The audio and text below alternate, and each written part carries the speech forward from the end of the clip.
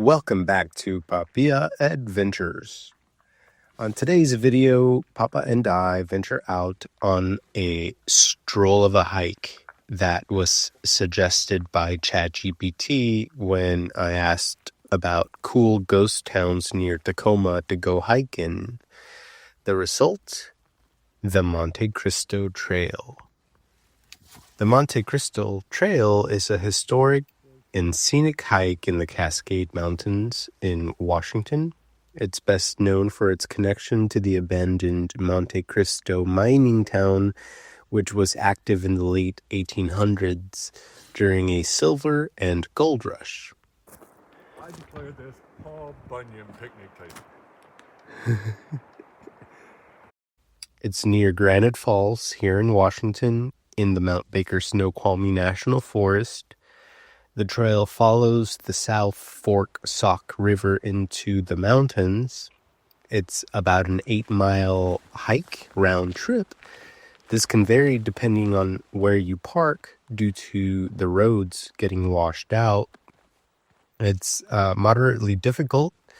The grades are mostly gentle, and though the distance can make it feel long, you'll gain around 1,000 feet in elevation. And the best seasons to visit would be late spring through fall, though the snow lingers well into summer. Monte Cristo is considered by many a ghost town for many reasons. There's remnants of buildings, old mining equipment, and interpretive signs about the town's history. The scenery is dense forest, river crossings, wildflowers in the summer, and the mountain views are pretty dramatic. This trail is unique because it combines a hike with a look into Washington's mining past, which we'll get into later. The access road to Monte Cristo has been washed out multiple times, so depending on the conditions, you may need to hike or bike a few extra miles just to reach the official trailhead. This is technically private property. Some parts of the old town site are privately owned, so try to stick to marked public areas. Also, bears, typical in the Cascades, carry bear spray and, practice leave no trace, as always.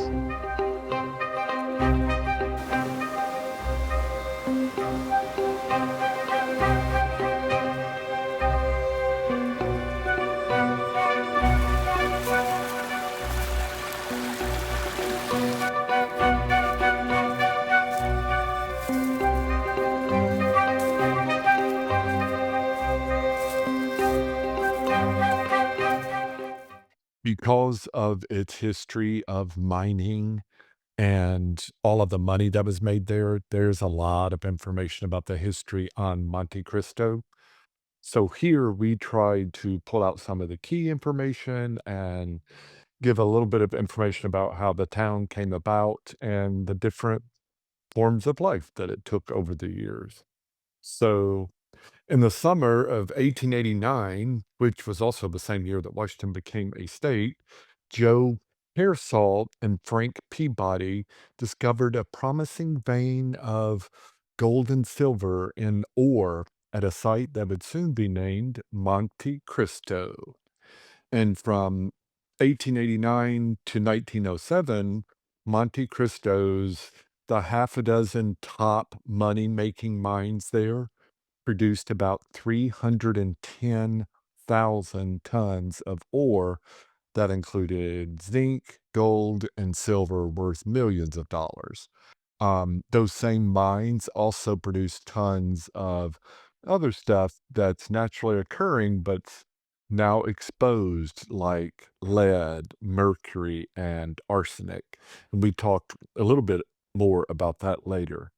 So as the activity at the town winded down and the world moved toward World War One, Monte Cristo found that much of its infrastructure was taken away and basically harvested. The metal and stuff that was used to build many parts of the town were used to build machinery like weapons for the war.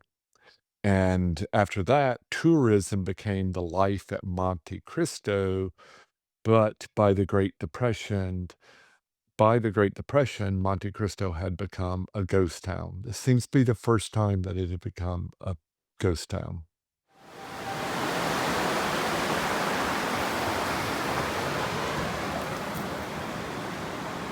Any ghosts in here?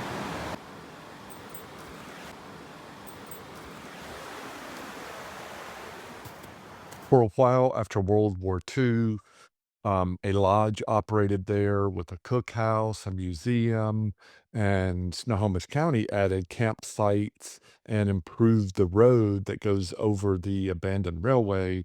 So people began to flock there, especially during the summers. Old mining town, it was interesting. And in the 1960s and 70s, it said that cars and filled with families would travel there to spend their weekends at Monte Cristo. Like the Big Four ice caves that are also on the Mountain Loop Highway, Monte Cristo was one of the most popular destinations in this area at the time. But it all turned sour in the 1980s when a flood washed out the road and it was never repaired. So, following the disastrous flood that happened in December of 1980, the county made the decision to not repair the bridge or the road, and the lodge closed for good. And then in March of 1983, under suspicious circumstances, the lodge burned, and vandalism quickly became an issue. And in April of 1983, the Monte Cristo Preservation Association was created to preserve this site and make it available for others to enjoy. One of their top priorities was reopening and maintaining access via the road from Barlow Pass to the town. And that's something that continues today, and they do that in contract with the county.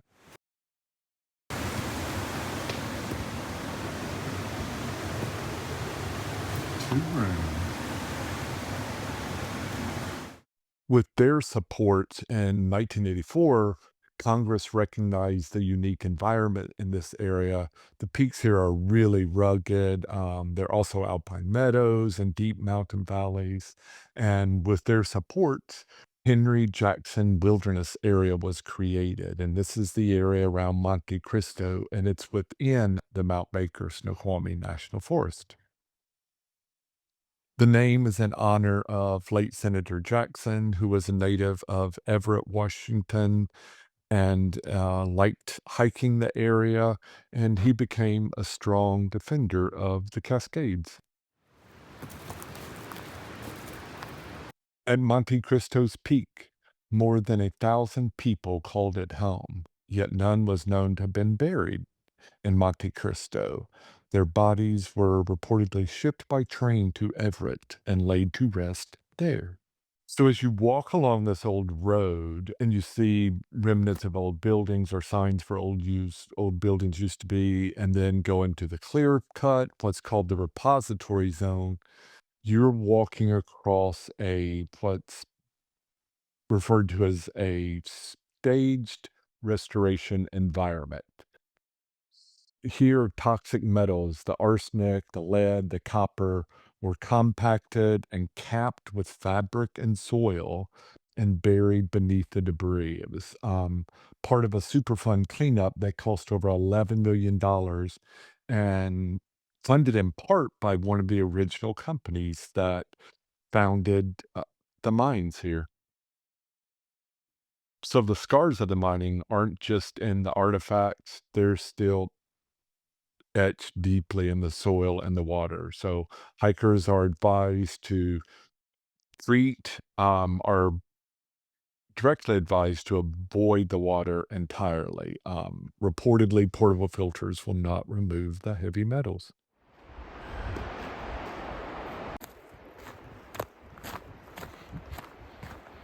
So here's a little piece of odd and interesting and a little bit creepy American history that connects to Monte Cristo. Hey, you want to play in the river for a minute? It's right there. All right, then. We can do both.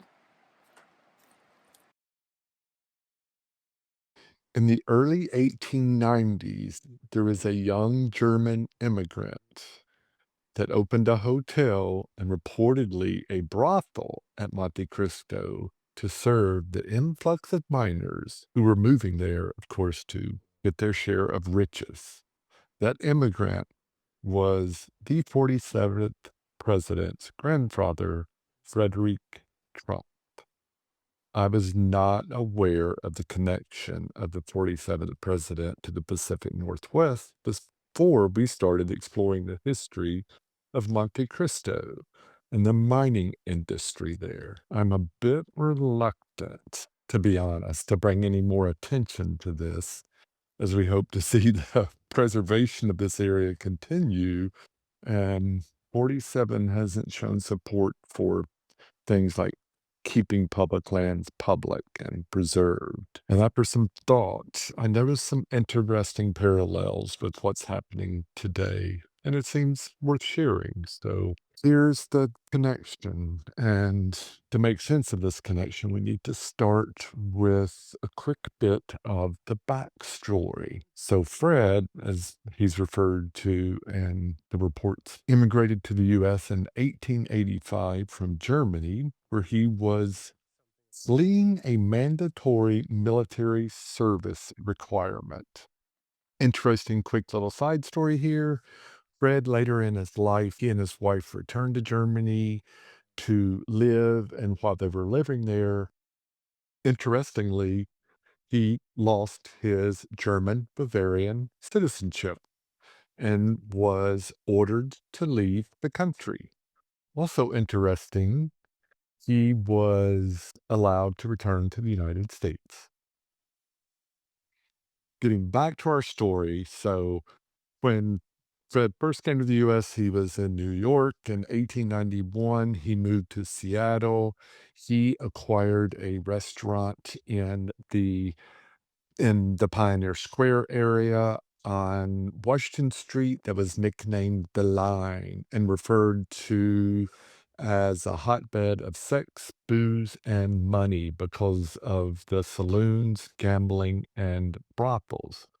So Fred lived in Seattle for a couple of years, and in there, he sold this restaurant, and in early 1894, he headed north, chasing opportunity in the brand new mining town of Monte Cristo, this new promising town that had sprung up in the Cascades. And the story goes that once he arrived in Monte Cristo, Fred had his eye on a prime plot of land near where the future train station was going in. He wanted to build a hotel.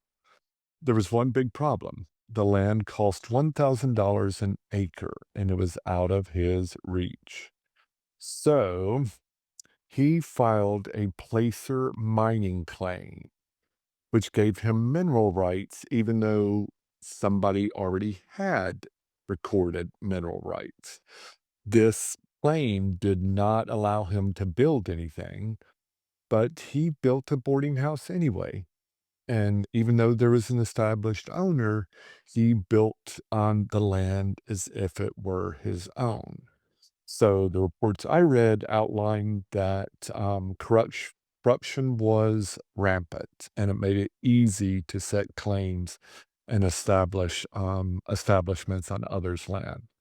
So it's reported that Fred was said to have run the boarding house, much like his old dairy restaurant, sex, booze, and money, and that he was not interested in mining in Monte Cristo, but he was interested in mining the miners by providing them with those things like food and drink and a place to sleep while they're chasing gold. Um, he did settle with the original landowner later that same year and acquired the land, not just the mineral rights, acquired the land um, by purchasing and paying for it after the fact. And what an interesting and crooked way to take another person's land. So, but Monte Cristo's glory was short-lived. By the spring of 1896, most of the miners had packed up and left. So, and Fred also moved on, and it's said that he continued in the same line of work after he left Monte This Cristo. log is tied down. Oh, we can get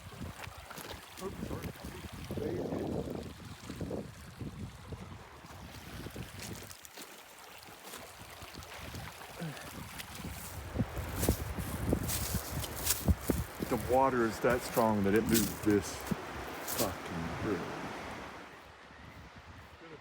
Yeah. I'm so surprised that some of them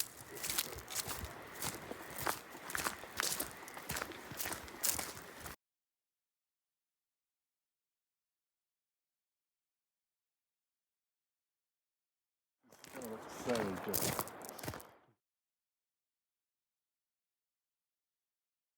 On our way out of Monte Cristo, we made a stop at the Four Eyes Caves. The last time we were here in late summer, the caves were wide open, but this time, earlier in the season, there were no caves at all, only a giant wall of avalanche snow. That is the magic of this place. These aren't rock caves, they're made from snow and ice left behind by avalanches. As meltwater flows underneath, it hollows out tunnels, creating caves that can appear and disappear within a single season. What makes them special is how low they sit, only about 2,000 feet in elevation. Then that's the lowest year round ice field in the lower 48 states. The trail to get here is short but beautiful. Boardwalks over marshes, a bridge across the Stillaguamish River, and meadows filled with wild flowers right before you reach the viewpoint. As stunning as they look, the caves are dangerous. Collapses have happened, and sadly, lives have been lost here. The safest way to enjoy them is from a distance. It's amazing to think, up on Rainier's summit, ice caves form from volcanic heat under glaciers. Down here, it's avalanches and snowmelt doing the work. Mountains with different artists.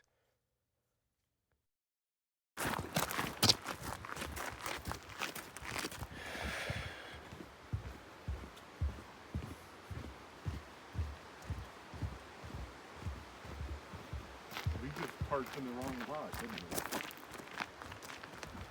Why? Because there are people here. I mean, not in the wrong lot, but not in the. We didn't go to the left where people have parked. We've been here so recently. We've been to Bedford, Like 3 times. but the last time we went to Bedford, we didn't stop there. You sure? Yep. Oh yeah, we were dead. We were like, let's just go home. Yep. That's where we were toasted. Hey Louise, what'd you do on your days off? Oh, hike 22 miles. Three different trails. The sound from up there, and part of the reason the town was located up there was because it was away from the sound of the milling right here or whatever this than the sound of the mountain. So That's too the cute. space where the town was one of the quieter spots.